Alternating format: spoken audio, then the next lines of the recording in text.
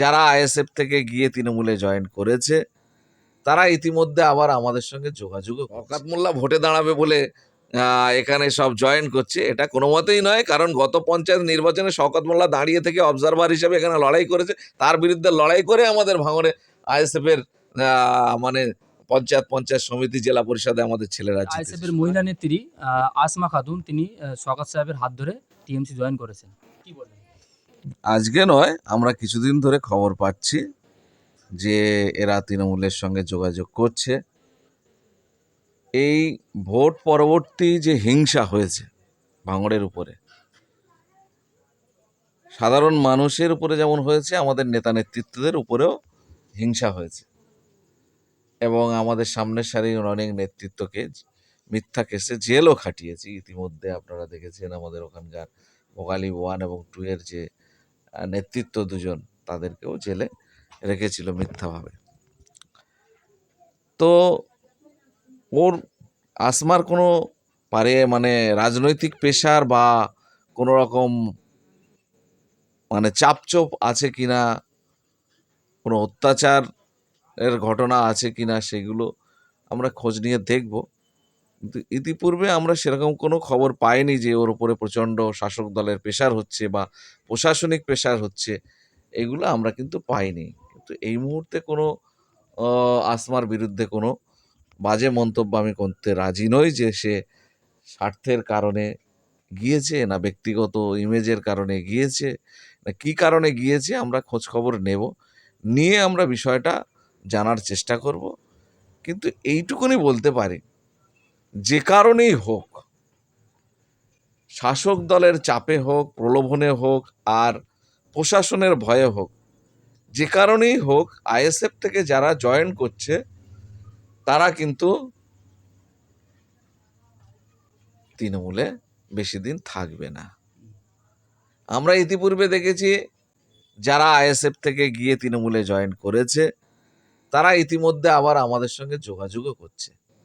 সুতরাং শাসক দল যদি মনে করে তৃণমূলের জয়েন করিয়ে দলের শক্তিকে খর্ব করবে, আইএসএফ এর শক্তিকে দুর্বল করে দেবে, আমার মনে হয় না সে কাজে কোনোভাবেই সফল হতে পারবে। ভাঙড়ের মানুষ তথা গোটা পশ্চিমবঙ্গে এই মুহূর্তে যারা আইএসএফ করছে তাদের বেশিরভাগই কিন্তু আইএসএফ এর আদর্শ, উদ্দেশ্য, লক্ষ্যকে ভালোবেসে করছে, ভাইজানদের ভালোবেসে করছে। সেই কারণে বলবো, এইখানে যারা আমাদের দল থেকে চলে যাচ্ছে, আমরা সোশ্যাল মিডিয়ায় দেখছি, তারা বেশি দিন তৃণমূলে টিকতে পারবে না। তারা হয়তো একটা কোনো মোহের বশে কেউ কেউ যেতে পারে, আর কিছু অত্যাচারে যেতে পারে, প্রশাসনিক চাপে যেতে পারে, পঞ্চায়েত সমিতি যে জেতার পরে সরকারিভাবে কাজ করার সুযোগ দেওয়া হচ্ছে না তাদেরকে, সাধারণ মানুষের ভোট নিয়ে তারা জিতে যে কাজ করবে সেইখানে প্রতিবন্ধকতার সৃষ্টি করা হচ্ছে, ঘুরপথে তাদেরকে প্রেশারাইজ করা হচ্ছে যে খবর পাওয়া কাজ যাচ্ছে, যদি করতে হয় তাহলে আমাদের খবর পাওয়া যাচ্ছে লক্ষ লক্ষ টাকার বিনিময়ে কেনা হয়েছে। সেটা আমরা এই মুহূর্তে যাচাই বাছাই না করে আমি এই মতে সহমত পোষণ করতে পারবো না। আমরা যদি সেরকম অথেন্টিক কোনো প্রমাণ খুঁজে পাই নিশ্চয়ই আপনাদেরকে জানাবো যে কিসের বিনিময়ে কি হচ্ছে। আচ্ছা, যে আইএসএফ করার কারণে আইএসএফ এর 5 জন কর্মী নিহত হয়েছে, এখন সেই টিএমসির হাতে হাত দিয়েছে আসমা খাতুন। অবশ্যই এটা খুবই দুর্ভাগ্যজনক, কারণ আমাদের ভাইয়েদের রক্তের বিনিময়ে আমরা কিন্তু ভাঙড়ের যে কটা সিটে জিতেছি সেটা গোটা পশ্চিমবঙ্গের মানুষ জানে যে কি ধরনের অত্যাচার বুলডোজার চলেছে।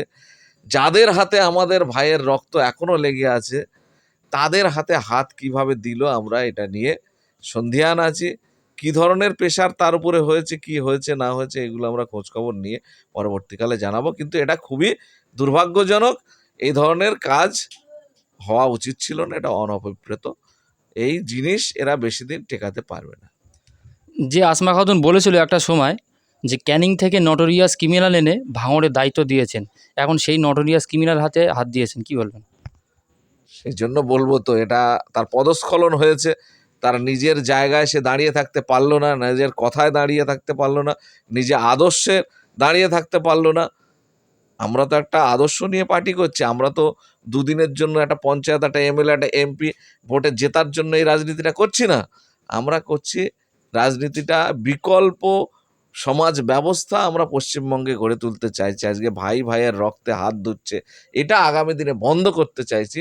যার কারণে আমাদের কিন্তু এই লড়াই, আমাদের কিন্তু একটা সিট দখল করা, একটা পঞ্চায়েত, একটা পঞ্চায়েত সমিতির জেতার লড়াই আমরা নামিনি। আমরা আমূল সমাজ ব্যবস্থা পরিবর্তনের লড়াইয়ে আছি। এটা আমরা থাকবো। যদি আমাদের সঙ্গে কেউ মোটামুটি স্বাদ থেকে চলেও যায়, আমাদের এই লড়াই কিন্তু থামবে না। আমরা আদর্শ থেকে বিচ্যুত হব না। দু একজন যারা যাচ্ছে, আমি আশা করি তারা ভুল বুঝতে পারবে একটা টাইমে, আবার তারা ব্যাক করে আমাদের এই আদর্শের ছায়াতলে তারা এসে কাজ করবে।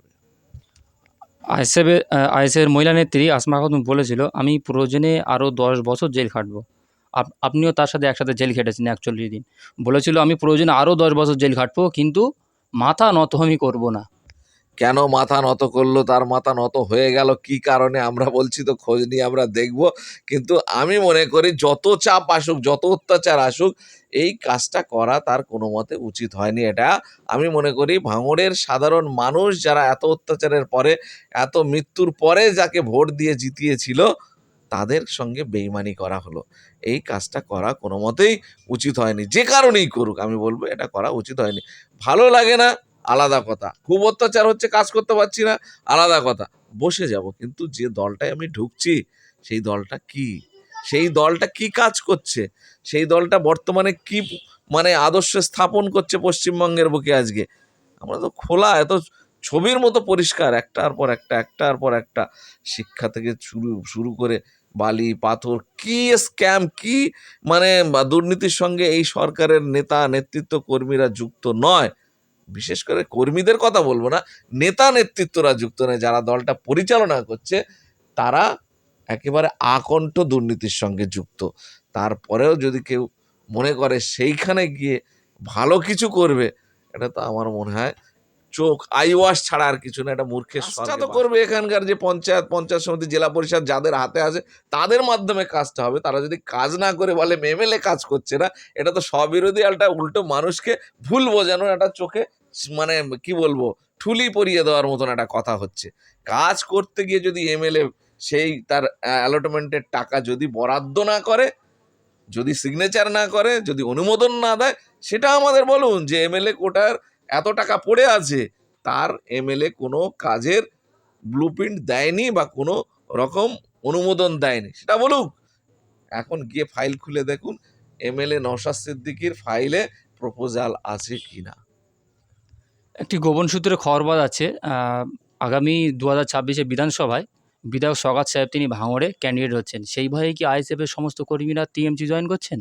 না, এটা আমি মানে মনে করি না যে আইএসএফ আইএসএফ এর নেতা নেতৃত্ব কর্মীরা শওকত মোল্লা ভোটে দাঁড়াবে বলে এখানে সব জয়েন করছে, এটা কোনো মতেই নয়। কারণ গত পঞ্চায়েত নির্বাচনে শওকত মোল্লা দাঁড়িয়ে থেকে অবজারভার হিসেবে এখানে লড়াই করেছে, তার বিরুদ্ধে লড়াই করে আমাদের ভাঙড়ে আইএসএফ এর মানে পঞ্চায়েত, পঞ্চায়েত সমিতি, জেলা পরিষদে আমাদের ছেলেরা জিতেছে। সুতরাং এটা কোনোভাবেই মানে সত্য আমি মনে করি না। এখানে শওকত মোল্লা দাঁড়াক আর জি দাঁড়াক, আইএসএফ তার আদর্শের জায়গায় থেকে মানুষকে সঙ্গে নিয়ে ভাঙড়ে লড়াই করবে। সে জি আসুক, শুধু ভাঙড় নয়, পশ্চিমবঙ্গের বিভিন্ন প্রান্তে আমাদের যেখানে যেখানে শক্তি তৈরি হয়েছে লড়াই করার মতো, আমরা সেসব জায়গাতে আগামী বিধানসভায় প্রার্থী দেবো এবং প্রার্থী দিয়ে আমরা লড়াই করব। সুতরাং এই ভয় বা শওকত মোল্লা এমন মানে একেবারে যে বিশাল কিছু বাঘ ভাল্লুক, তাকে থেকে সবাই হু করে জয়েন করে যাচ্ছে, এরকম কোনো ব্যাপার নয়। যখন আমাদের দল ক্ষমতায় একজনও ছিল না, তখন বুক চিতিয়ে লড়াই করেছে, আজও লড়াই করবে। যারা যাচ্ছে, কেন যাচ্ছে, আমরা তথ্য অনুসন্ধান করব। তারা প্রকৃতপক্ষে নিজের স্বার্থে যাচ্ছে, না কাজ করতে পারছে না জনগণের ভোট নিয়ে, কাজ করবে সেই কারণে তাদের সহযোগিতা পাওয়ার জন্য যাচ্ছে, না কি কারণে যাচ্ছে আমরা অনুসন্ধান করব। কিন্তু যারা যাচ্ছে, আমি এইটুকুনি বলতে পারি যে তারা বেশি দিন ওখানে স্থায়ী হতে পারবে না। গত 24শে জুন নবান্নে বাংলার মুখ্যমন্ত্রী সাংবাদিক বৈঠকে বলেছেন, কলকাতা এবং তার আশেপাশে যে সমস্ত ছোটোখাটো হকাররা আছেন তাদেরকে সেখান থেকে উঠিয়ে দিচ্ছে। রীতিমতো অনেক হকাররা কান্নায় ভেঙে পড়েছেন। কি বলেন? দেখেন, আমাদের ভারতবর্ষের জনসংখ্যা এবং কর্মসংস্থানের রেশিও অনুযায়ী যদি বিশ্লেষণ করা যায়, আমাদের দেশের বেশিরভাগ মানুষ কিন্তু কর্মহীন অবস্থায় বা তারা কাজের উপার্জনের জায়গা তাদের নেই। আজকে কি করে খাবে তারা? রাস্তায় একটা ঘুমটি দিয়ে, একটা উটো দোকান দিয়ে, কোনো রকমে হকারি করে তারা নিজের জীবন জীবিকা নির্বাহ করছে। তাদের ফ্যামিলি, তাদের বাচ্চা কাচ্চা লেখাপড়া সব কিছু তারা করছে। তারা তো আমাদের দেশের লোক। তাহলে তাদের উচ্ছেদ করা হচ্ছে, কিন্তু বিকল্প কর্মসংস্থানের ব্যবস্থা না করে উচ্ছেদ করা হচ্ছে। তারা খাবেটা কি? আমরা এই নীতির সম্পূর্ণ বিরুদ্ধে। আমরা মুখ্যমন্ত্রীর কাছে দাবি করব, আমরা নওশাদ ভাইকে দিয়ে বিধানসভার মধ্যে এই কথা আমরা উপস্থাপন করব, যে যাদের এই রকমভাবে হকারি করে হোক, উটো দোকান দিয়ে হোক, রাস্তার ফুটপাতে বসে হোক, উপার্জন যারা করে খাচ্ছে, তাদের বিকল্প আপনি ভালো উদ্যোগ যে রাস্তা পরিষ্কার করো, যানজট যাতে না হয়, পরিষ্কার পরিচ্ছন্ন থাকবে, দেখতে ভালো লাগবে, সব ভালো। কিন্তু এরা তো আমার দেশের মানুষ, এরাই তো আমাদের সরকার নির্বাচন করে। তাহলে এরা খাবে কি? এরা কি করে এদের নিজের জীবন জীবিকা নির্বাহ করবে? এদের কাজের সুযোগ করে দেওয়া হোক, কর্মসংস্থানের ব্যবস্থা করা হোক, বিকল্প দোকান ঘরে তৈরি করে তাদেরকে সেখানে প্রতিস্থাপন করে তারপর তাদের জায়গাগুলো সরিয়ে দেওয়া উচিত আমরা মনে করি। এর জন্য আমরা বিধানসভাতে কথা তুলব এবং প্রয়োজনে আমরা রাস্তায় আন্দোলনে নামব। যাদবপুরের প্রার্থী সায়নী ঘোষ পার্লামেন্টের শপথের দিনকে তিনি সেখানে গিয়ে রীতিমতো ঘুমিয়ে পড়েছিলেন। দেখেন, এটা নতুন করে বলার কোনো অবকাশ নেই। আমরা ভোটের আগেও বলেছিলাম, আর সাধারণ মানুষ সেই একইভাবে ভুল করে তাকে সেখানে বসিয়ে, তো ঘুমানোর জায়গা সে ভাবছে যে লোকসভাটা ঘুমানোর জায়গা। তারা তো লোকসভার গুরুত্ব বোঝে না। তো তাদেরকে ধরে এনে যদি ফিল্ম জগৎ থেকে এনে তাদেরকে নামিয়ে দেওয়া হয়েছে জনগণের প্রতিনিধি হিসেবে, জনগণের কণ্ঠ হিসেবে, জনগণের দুঃখ যন্ত্রণা বেদনার কথা যেখানে বলার কথা, মুখ হিসাবে আজকে 7টা বিধানসভার মুখ হিসাবে সে 7টা বিধানসভার যে মানুষ তাদের যন্ত্রণার কথা তুলে ধরা দূরের কথা, সে সেখানে বসে ঠান্ডা ঘরে ঘুমাচ্ছে। সুতরাং এতে করে মানুষ এই 5 বছর ভুগবে, তাদের যন্ত্রণা আবারও ভুগবে। মানুষ যতদিন না সচেতন হবে ততদিন এই যন্ত্রণায় ভুগবে। তাদের ভোট নিয়ে এইভাবে কিন্তু ছিনিমিনি খেলা হবে। তাই মানুষের কাছে আবেদন, সচেতন হন। আপনার যন্ত্রণার কথা যারা বিধানসভাতে তুলে ধরে আপনার দাবি দাওয়া পাশ করে নিয়ে আসতে পারবে, সেরকম মানুষকে আপনারা এমপি এমএলএ করার চেষ্টা করুন। ধন্যবাদ আপনাকে। আপনার পরিচয়? আমি আব্দুল মালেক মোল্লা। আমি আইএসএফ এর দক্ষিণ চব্বিশ পরগনা জেলার সভাপতি। ঠিক আছে, ধন্যবাদ।